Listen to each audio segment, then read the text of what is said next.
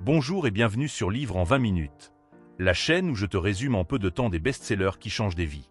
Ces ouvrages puissants, capables de transformer ta manière de penser, d'agir et parfois même de vivre. Si tu veux apprendre sans passer des heures à lire, abonne-toi, active la cloche et n'oublie pas de liker la vidéo si tu trouves ce contenu utile.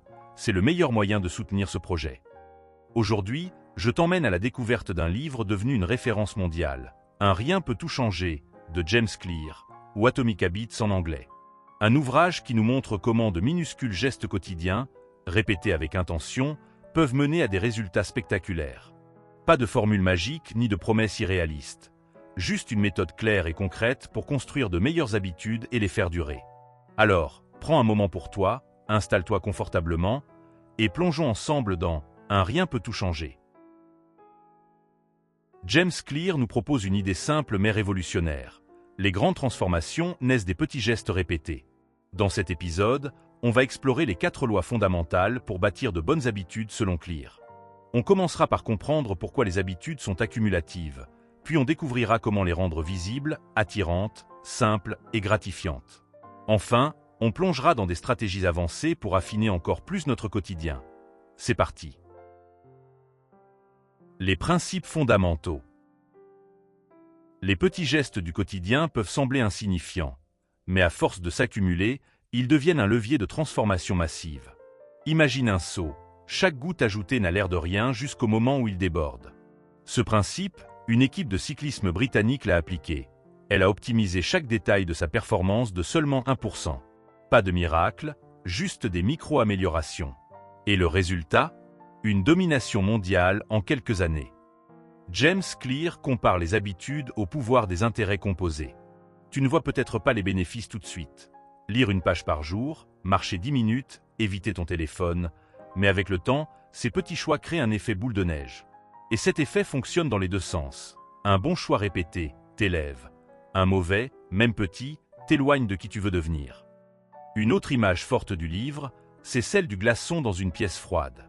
Au début, la température monte, mais rien ne bouge. Puis, arrive le point de bascule, et soudain, il fond.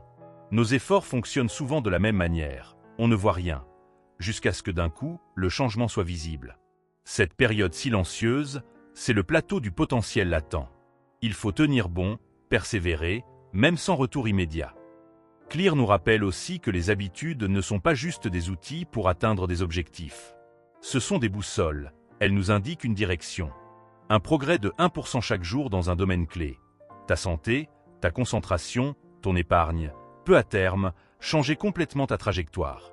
De la même manière, une mauvaise habitude discrète, répétée, peut nous conduire très loin de là où on voulait aller. Enfin, il utilise une image marquante, celle d'un avion qui modifie sa trajectoire de seulement quelques degrés au décollage. Au début, aucun changement visible. Mais à l'arrivée, l'appareil atterrit à des centaines de kilomètres de la destination prévue. Voilà la puissance des petites décisions. Elles nous façonnent, lentement mais sûrement. Mais pour que tout cela fonctionne, il y a une condition, la constance. Beaucoup abandonnent leurs nouvelles habitudes trop tôt, frustrés de ne pas voir de résultats immédiats. Pourtant, chaque petit geste est une semence qu'on plante pour demain. Lire 5 minutes, marcher au lieu de prendre la voiture, dire non à une distraction. Ces petits choix construisent le futur. Et surtout, Clear insiste sur un point essentiel. Le système prime sur les objectifs. Ce n'est pas en fixant une résolution vague comme « être plus productif » que tu changeras. C'est en mettant en place un système clair, basé sur des habitudes saines et répétées. Un bon système, c'est comme une toile de sécurité. Même quand tu es fatigué, il te soutient. Première loi, rendre l'habitude évidente. Pour qu'une habitude prenne racine, elle a besoin d'un déclencheur clair, d'un signal visible facile à identifier. Ce n'est pas la force de volonté qui fait la différence, mais le contexte dans lequel on évolue. James Clear insiste sur ce point. Notre environnement façonne notre comportement bien plus qu'on ne le croit. Un exemple simple. Si tu veux te mettre à courir, pose tes baskets à l'entrée, bien en vue. Tu les verras, tu y penseras, et l'action deviendra naturelle. Il propose une technique puissante, l'empilement d'habitudes. Elle consiste à associer un nouveau comportement à un autre déjà installé. Tu bois un café chaque matin? Juste après, ajoute 5 minutes d'étirement. Ce lien entre deux gestes renforce ta mémoire et transforme une résolution en routine. Mais cela ne suffit pas. Il faut aussi concevoir ton environnement pour encourager les bons comportements. Les supermarchés placent stratégiquement les produits pour provoquer des achats impulsifs. Toi aussi, à la maison, tu peux influencer ton propre comportement. Mets un livre sur ta table de nuit pour penser à lire le soir. Laisse des fruits en évidence dans ta cuisine pour favoriser une alimentation saine. Et pour freiner les mauvaises habitudes, c'est le même principe, inversé. Tu veux regarder moins la télé? Range la télécommande dans un tiroir ou débranche l'appareil. En rendant l'action indésirable un peu plus difficile, tu crées une barrière mentale et c'est souvent suffisant pour casser l'élan. Autre astuce, le plan d'action clair. Ce n'est pas la même chose de dire « je vais faire du sport cette semaine » que de dire « chaque jour, à 8 heures, je fais 10 minutes de yoga dans le salon ». En précisant l'heure et le lieu, tu transformes ton intention floue en engagement concret. James Clear insiste, plus le signal est précis, plus l'habitude s'ancre. Dire « je vais lire plus » est vague. Dire « je lis chaque soir à 21 heures à mon bureau » est une formule gagnante. C'est comme programmer ton esprit à exécuter une action automatiquement. L'objectif ici, c'est de réduire l'effort cognitif. Plus tu dois réfléchir chaque jour à ce que tu vas faire, plus tu gaspilles de l'énergie mentale, et plus tu risques de repousser. En revanche, si tu crées un environnement qui rappelle naturellement ce que tu veux accomplir, tu passes à l'action sans lutte intérieure. La réussite d'une habitude commence donc toujours par un signal visible et spécifique. En t'aidant d'indices visuels, en adaptant ton espace de vie, et en précisant tes intentions, tu rends le comportement presque inévitable. Tu enclenches une dynamique où le changement devient facile, fluide et durable. Deuxième loi, rendre l'habitude attractive. Si une habitude n'est pas plaisante, elle ne durera pas. Voilà une vérité simple, mais souvent négligée. On croit à tort que la discipline suffit. Mais en réalité, notre cerveau est programmé pour rechercher le plaisir immédiat. Et c'est là que James Clear introduit un principe clé, rendre l'habitude désirable, presque irrésistible. Une méthode puissante qu'il propose est le jumelage de tentations. C'est simple, on associe une action qu'on doit faire à une autre qu'on a envie de faire. Exemple, tu dois faire le ménage, mais tu n'en as pas envie? Mets ta musique préférée en fond. Résultat, la corvée devient plus agréable et tu auras envie de la répéter. Mais il n'y a pas que le plaisir personnel. L'influence du groupe social est énorme. On adopte naturellement les comportements des gens qui nous entourent. Si tu es entouré de personnes qui prennent soin d'elles, qui lisent, qui bougent, tu seras naturellement tiré vers le haut. C'est pourquoi il est judicieux de s'entourer, physiquement ou en ligne, de gens qui incarnent déjà les habitudes que tu veux adopter. Tu t'intégreras à une culture où le bon comportement est la norme, et ça change tout. Et puis, il y a le pouvoir des émotions. Lorsque tu lis un comportement à un sentiment positif, tu crées un ancrage mental. Par exemple, imagine-toi avec une énergie débordante, moins de stress, un esprit clair. Associe cette image à ton habitude, marcher, méditer, écrire. Le cerveau aime anticiper les récompenses. Plus tu ressens cette projection positive, plus tu es motivé à passer à l'action. La visualisation des bénéfices est une autre technique. Imagine-toi dans 6 mois ou 1 an, avec ce nouveau style de vie ancré. Comment te sens-tu? Qu'est-ce qui a changé dans ton quotidien? Dans ton corps, ton esprit, tes relations? Cette image mentale agit comme un carburant puissant pour continuer, même quand l'envie baisse. Et n'oublie pas, célèbre chaque petit progrès. Un simple moment de satisfaction après une tâche, regarder un épisode de ta série préférée, faire une pause gourmande, t'accorder 5 minutes de silence, agit comme une récompense immédiate. Plus la récompense est proche de l'action, plus elle renforce le comportement. Tu peux aussi rendre les habitudes plus attractives en y ajoutant une touche de divertissement. Réponds à tes emails en buvant ton café préféré. Apprends une langue en chantant. Cuisine en dansant. Chaque combinaison agréable donne envie de recommencer. Enfin, un dernier point essentiel, l'anticipation. Avant même de commencer une activité, imagine la sensation de fierté et d'accomplissement que tu ressentiras après. Cette attente positive transforme la tâche, en un moment que tu attends avec plaisir, au lieu de la subir. Au fond, Rendre une habitude attractive, c'est la rendre émotionnellement désirable. Ce n'est plus une contrainte. C'est un choix aligné avec tes envies, tes émotions, ton identité. Et c'est cette connexion personnelle qui fait toute la différence sur le long terme. Troisième loi, rendre l'habitude simple. Simplicité, voilà le mot-clé de cette troisième loi.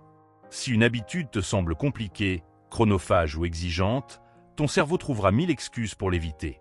James Clear nous invite donc à une règle d'or. Rends les choses faciles, pas plus efficaces, pas plus ambitieuses, juste faciles. Imagine que tu veuilles courir le matin.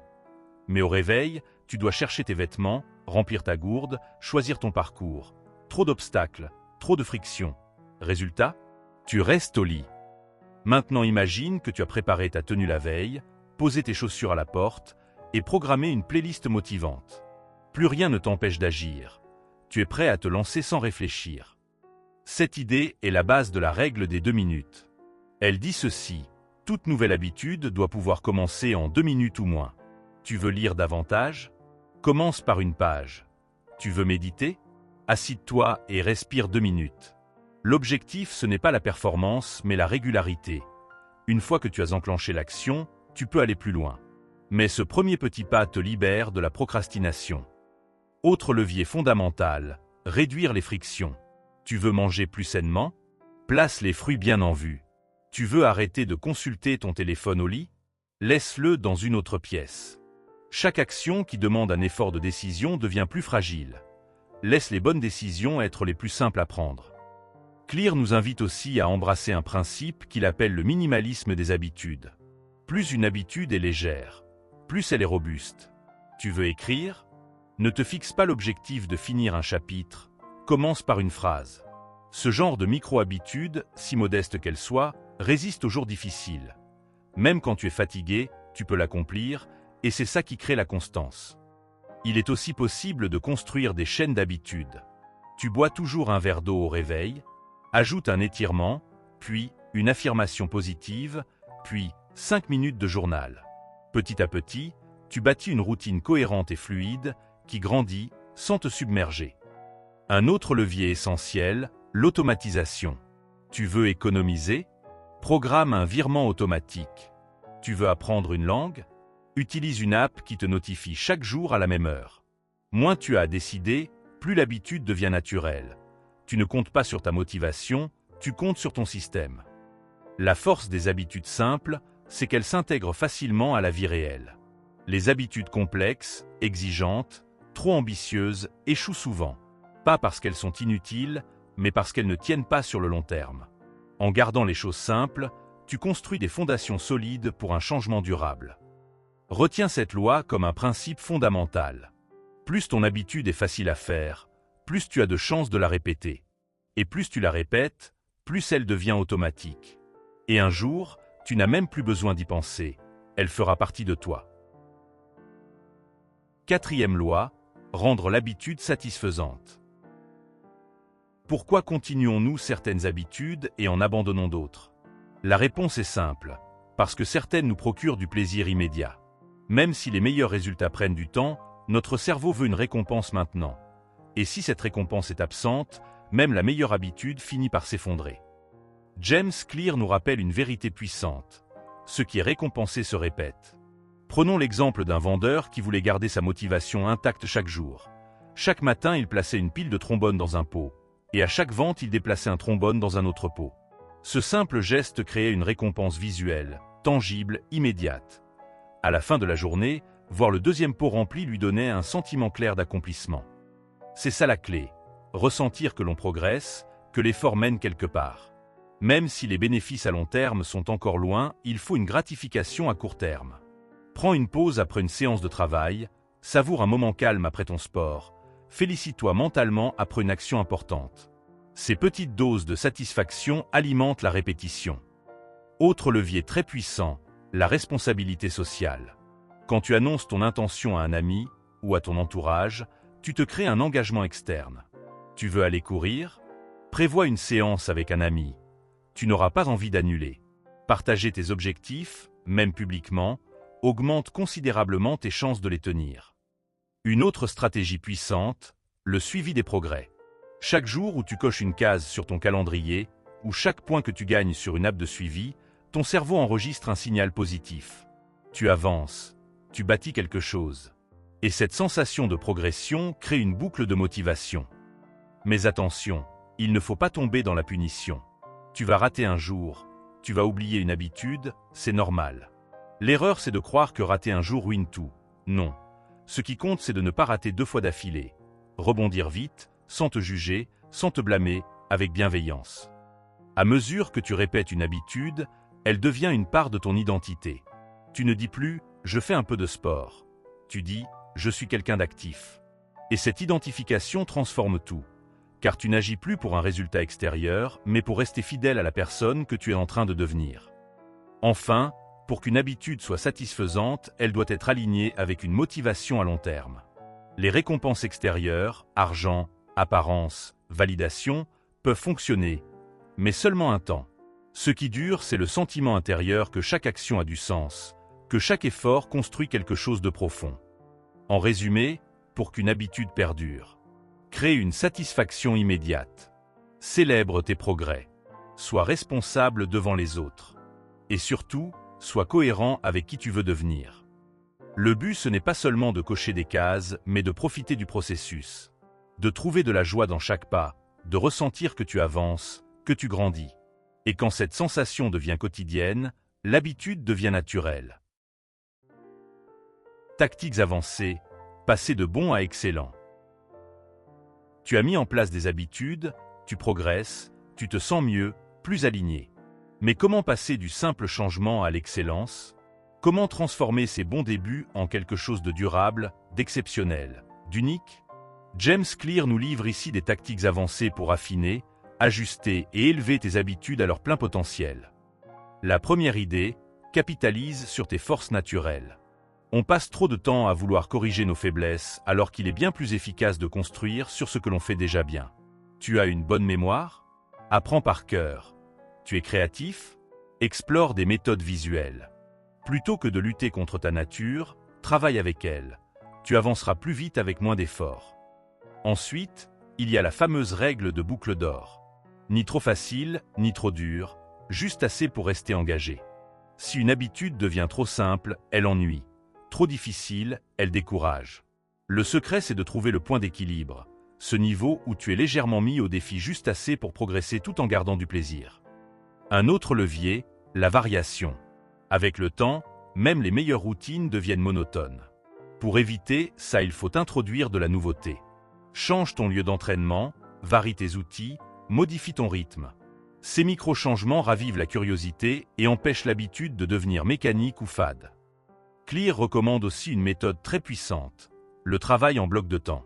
Au lieu de sauter d'une tâche à l'autre, isole un créneau, 30 minutes ou 1 heure, et plonge-toi à fond dans une seule activité.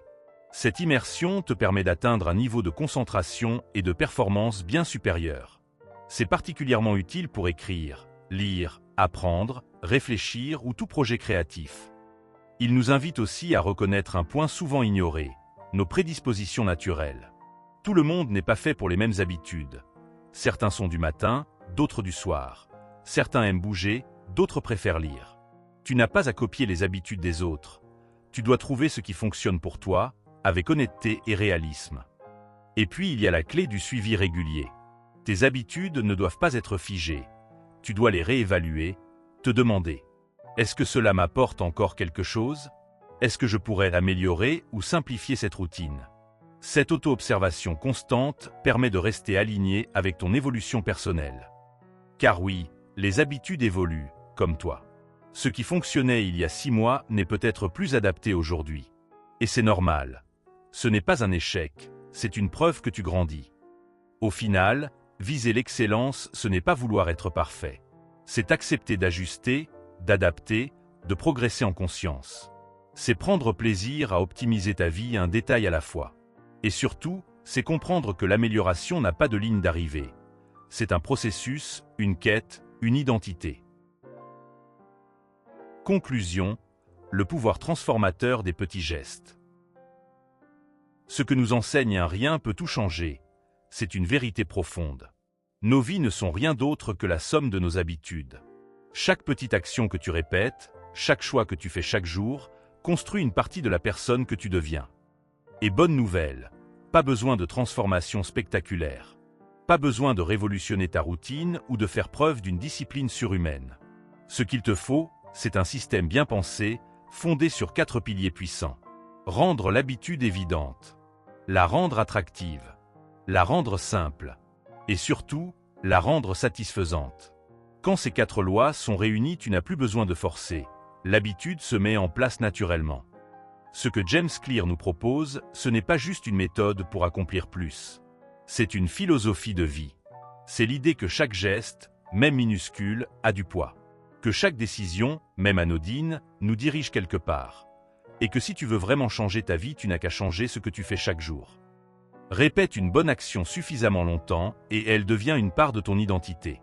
Construis des habitudes solides et tu n'auras plus besoin de volonté. Ce sera juste toi. Et c'est là que le vrai changement se produit, quand l'effort disparaît, remplacé par la cohérence. Tu n'as pas besoin de changer ta vie d'un coup. Tu n'as pas besoin d'être parfait. Tu as seulement besoin de commencer avec un petit pas et de le répéter. Encore et encore. Nous arrivons donc à la fin de cet épisode. Merci d'avoir suivi jusqu'au bout. J'espère que ce résumé de un rien peut tout changer t'aura donné l'envie d'adopter ces petites actions capables de transformer ta vie. Si cette vidéo t'a plu, n'oublie pas de soutenir la chaîne avec un bon like, abonne-toi pour ne manquer aucun résumé des meilleurs livres et pense à activer la cloche de notification pour ne pas rater aucun résumé. On se retrouve très bientôt dans un nouvel épisode de Livre en 20 minutes. Merci et à la prochaine.